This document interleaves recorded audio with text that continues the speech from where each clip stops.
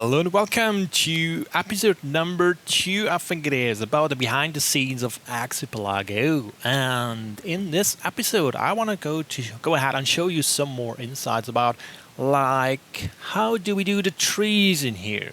So, as I already told you in some earlier videos about these trees are actually not fixed assets. They're actually dynamic in a way that they are just defined procedurally and they can actually grow in real time. Let's speed up the time to see the trees actually growing. As you can see, they grow in real time until they are fully grown, and then we can fell them and actually get the wood for all the stuff we want to build.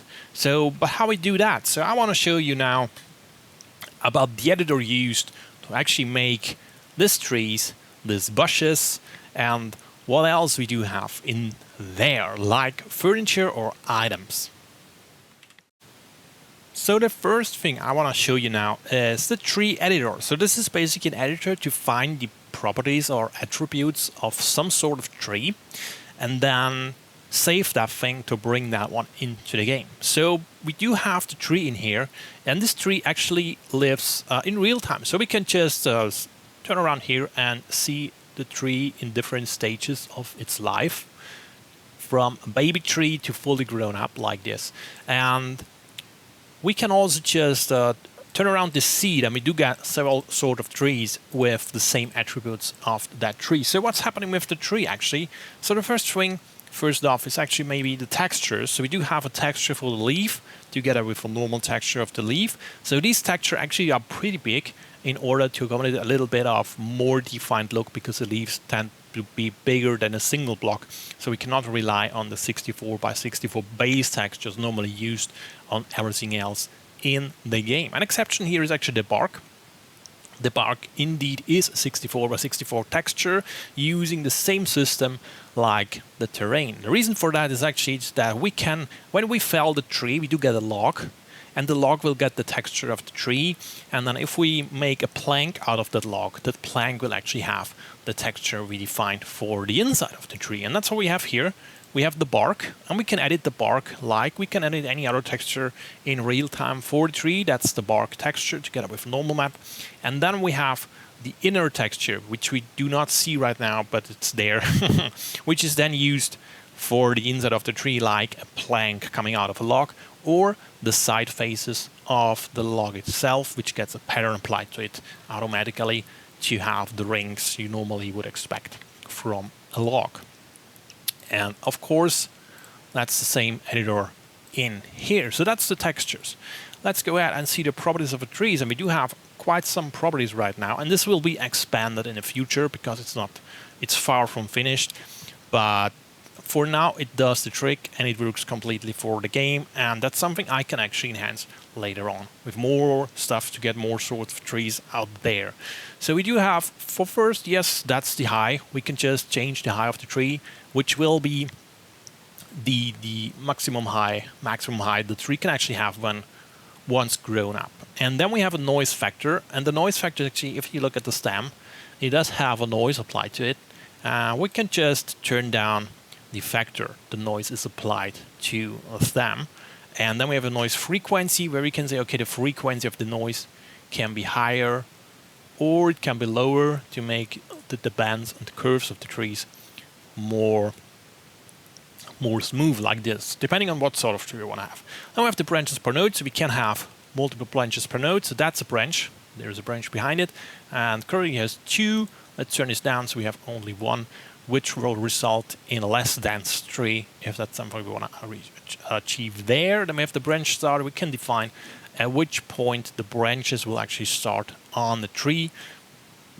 That's going to allow us, for example, different trees like palm trees, which have only leaves at the top, but not at the bottom. Or we can have it halfway to have a more bushy tree. Let's turn off the leaf size, for example, so we have this sort of tree. Maybe interesting for some fruit trees. I came to that in a minute. So let's turn this a little bit down. Then we have the branch lane, so we can make the branches bigger or smaller on the top or on the bottom. And we can make the branch angle, so each tree can have different angles of its leaves. So we can play around with that to have different looks on trees, and we can define the tree. It will create it on grass or sand. That's especially important when the world is created and populated with pre-existing trees in the map. Because if you start a new island, it's actually already populated with all sorts of stuff. So that's basically the tree editor. And for example, we can have a look on all the trees. So we do have a palm tree like this one. That's defined as a palm tree with more smooth curves on the stem and only leaves at the top.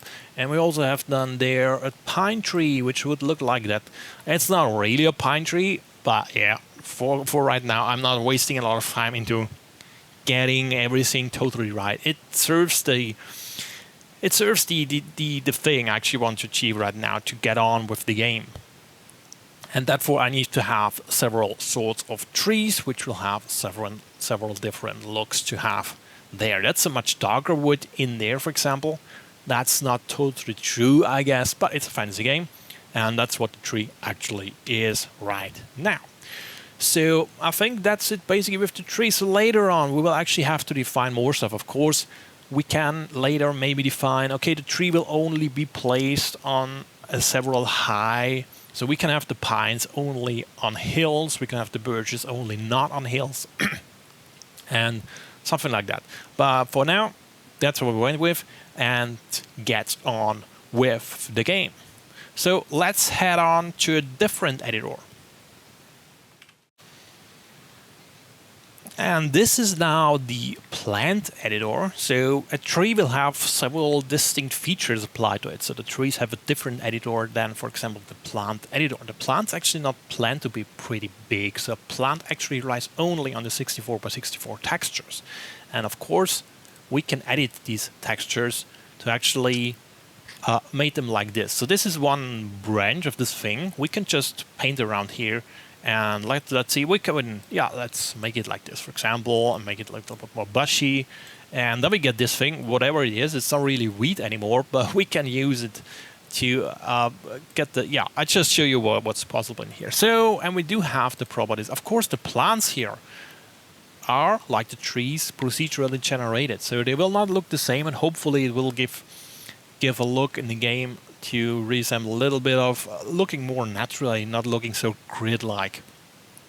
But yeah, it's just how it is. And like the trees, the plants actually grow in real time as well. We can see this here. So it starts out like this, and it grows up, changes colors. Now it's ripe and can be harvested. In this case, it's wheat, so there's the color change in there. And what we can define is actually the offset. So we can say, no, the single branches of this plant will actually be more in the center or more outside. That's what it is. And we can change the slope. So they will actually just spread out a little bit or be totally upright. And we can just say the slope. This is all ranges. So it ranges from to there. And this sort, it will look more bushy. And for some different sorts of plants, this will be more suitable. But for the wheat, it should be pretty upright, like this. So that's wheat. And we do have two tint colors in here. So the basic one is, the basic color is, for example, for that. If we look at the texture here, you can see it's monochrome. That means the whole plant actually applies the color of tint 1 during its growing. And then we define when these two sliders actually define the age of the plant and when the color change will happen, or when the fruit is actually ripe to be harvested in that case. And the color change, the tint 2 here, will actually apply to the ripe state at some point in time. And okay, then it's right, now it can be harvested. So that's basically the plant. And we do have some attributes in here as well. So this plant can actually be harvested because it's wheat, and it will yield wheat seeds, and it may yield other stuff as well, like straw. But yeah, the current thing here that it will actually yield something else. So it will not yield the seed directly, it will yield the crop. And then you take the crop to a tan or something and process this crop into seeds and straw, but it's not totally turned out yet how that's going to go. But let's see at some other plants. We do have, for example, a bush, a default bush in here. So we do have a default bush, just a bush, which will be placed throughout the map, and it just does nothing, and yeah, it does shows. Luckily, it doesn't really update here. Anyway, we do have the bush, and in the bush we have a colored texture here, and there's no ripe state and cannot be harvested anyway. It just grows here like a bush. And of course, yeah, in the game later on, plants will actually reproduce themselves at some level. So if you just leave a bush there, with time it will grow and produce more bushes around it. So, but not yet in the game. It's something for later on. So we do have these plant editor, and I have an experiment here going on making some grass. So this could be just grass. I tried this out in the engine, doesn't look very good, so that's most probably not coming into the game right now. But I'm going to find a way to actually have some grass and make these all looking more a little bit weird. But the plant editor is basically made for harvestable things like wheat. Oh, and one thing to mention, which is also true for the trees. Right now we do have the wheat plant, but what I also want to have in there is some sort of defining a fruit, like making a pumpkin plant. So a pumpkin plant may turn out to be just green leaves, swiveling or lying around there with a pretty high slope, but then we need to have a fruit, like a pumpkin or a cucumber or whatever, growing in the middle of that thing, which can actually be harvested later on. And the same is true for trees. So I want to have trees and then define a fruit, like an apple tree, for example, to actually can harvest the apples from the apple tree. Yeah, that's something I want to add later on, but it's planned for the game. So we do have a wide range of different foods available to the peeps in there.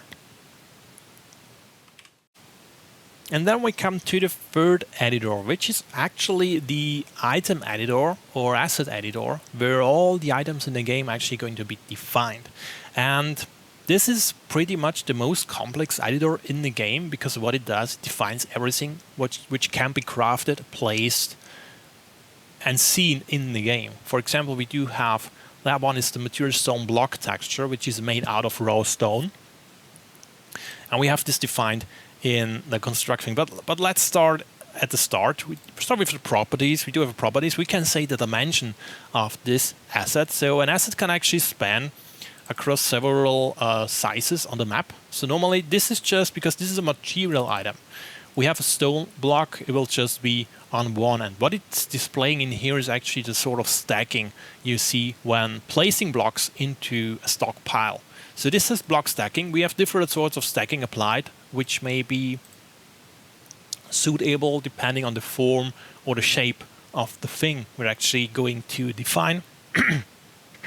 And in that way, it's the block. The block will be stacked that way, and the stack maximum is actually 18. So 18 blocks can be stacked on a stockpile. And we can just turn this down. It will just animate totally fine to the maximum factor of 18. And in there now we come to the meshes, and in order to define an item in the game, we actually need geometry like a mesh. These meshes are actually made in Blender. This one is especially an easy one. So you can just define a mesh in Blender and import it in here. So we just import the mesh in here, and then this mesh actually defines materials for itself, and that's the point. So this one defines that it wants to have material stone raw. This is the material applied in here from the game actually. So in Blender there's no texture exported whatsoever. It's just defined by the material name applied to the geometry, which says, okay, I want to need some stone, some raw stone. And there will be different sorts of raw stone. So this will be marble, we do have serpentine, we do have, I don't know, basalt, different sorts of stone will have different looks. And this just defines, okay, I'm a block of something, and I want the texture of whatever stone is used. So if we use some other stone texture, some other stone type, we get the texture of that stone type. So the editor just displayed the first one found for visual reasons, but that's basically it. That we can say this. So there's a little special thing around here, because let's open the plank here. It's much easier. Let's open the blank. So there we have the planks. It has a different stacking type for that case. So the plank actually has meshes as well, which is just a single plank. And then the plank defines, it wants a material, a plank material. And this plank will actually be applied from the plank the output actually is the material blank, but what it actually gets is a log. So the log just defines, and we can go into construct order. So the construct the crafting screen actually is constructible. That's funnily not checked, but it should be checked. So where is it built? In the workshop. With item is used to build that. So for example, we have maybe a workbench. If you need a workbench to craft this item, you can enter this here, and it will only be able to build on a zone which has the needed item to do it. We have the yield, so 1 log, because we need 1 log to build this, and the yield will have 3 planks. So we get 3 planks out of 1 log. And the output material in here, so we do got the log, and the output material for this item will actually be the plank. So this refers to the actual texture used. So I know this sounds pretty complicated right now, and actually it is. And this makes the whole game actually pretty complicated and complex to code and bring everything right. It's a big part of the game here. So, but yeah, that's basically the mesh editor. Like this. So we do kind of have also import several meshes. We can do all sorts of stuff. Let's go, let's see where there should be a table. There's a wood table. So we do have a wood table in here. And this is not only material, no, it's a furniture. So this wood table can be placed somewhere and be a usable item. So peeps can actually go there and do something like eat stuff or sit there and chat around with other peeps. And to do that, we do have, for example, the actions. So we have 4 actions in here. And the action actually defines where a villager will be when using this item. I mean, you can imagine this can be a desk, this can be a bed, this can be a chair, it can be just everything. And you just define, okay, when the peep's actually using that item, it needs to use an action to do so. And we have 4 actions in here. So 4 people can actually use this item simultaneously. And you define where this is. You define the pose. So it's not working right now, but they could actually sit there or lie there or something. There will be several poses predefined to actually tell the game how the peep should be displayed when using this item. So here again, we can move around the positions. So the peep actually represents where the villager uses this action here. And it could be all there, and it could turn around the orientation, whatever. That's what defined here. And then we have the locations. The locations actually define where the villager is actually going to approach the item in order to use it. So in that case, the order of usage, the position of usage is the same as the location to approach the item. And therefore it will be there. So the peep will, if the peep approach, will use the desk. Will go around, and runs over there. And when he reaches that position, he actually uses the desk. And now do whatever, like eating stuff, or just sitting there, resting, whatever, playing cards, I don't know, you name it, you can imagine it. There's so much things you can do. So that's what it is. And actually 4 peeps can use this at the same time. And you can move around the position. This would actually mean, okay, where should the peep be? And then he will teleport wherever the usage spot actually is. Well, and if to show the effects, I'm actually going to have and turn on the campfire. Let's go to the campfire. So there we have the campfire in here. And campfire is basically, again, a mesh with the logs.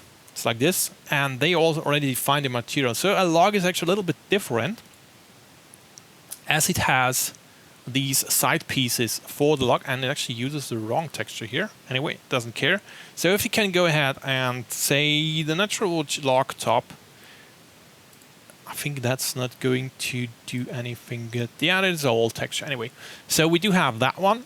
We do have the meshes. We can move them around. As you can see, we can move the mesh around, and we can scale the mesh to a size we actually want it to be, like that, for example, because it's pretty hard to get the sizes right in Blender and import that. So there's something you can actually transform the mesh parts and do single stuff. So another thing which will be added here later is actually the ability to animate single parts. Like if you have a door may actually open up and close, so there should be some sort of hinges, and I do not want to add proper animations to the game.